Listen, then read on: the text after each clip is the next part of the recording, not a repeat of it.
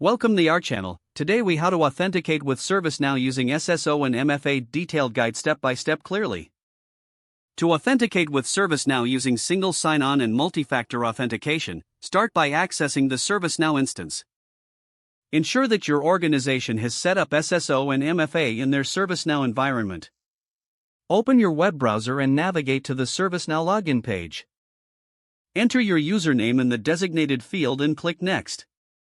You will be redirected to your organization's single sign-on login page. Input your credentials, including your password, as prompted.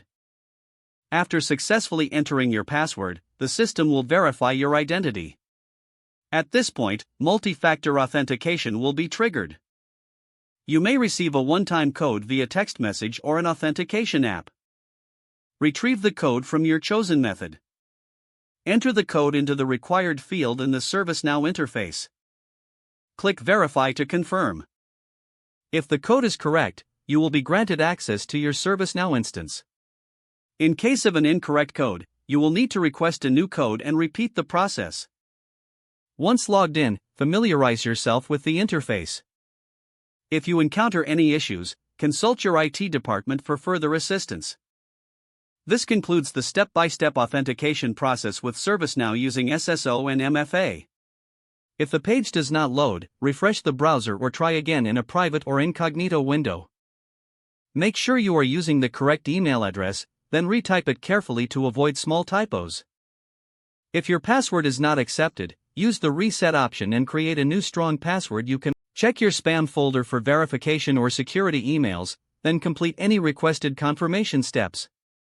Enable two-factor authentication if available to improve account security and reduce unauthorized access risk.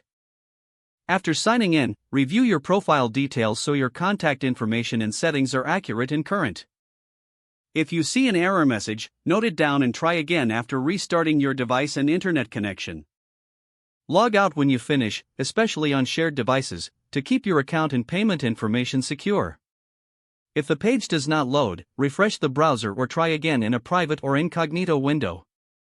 Make sure you are using the correct email address, then retype it carefully to avoid small typos.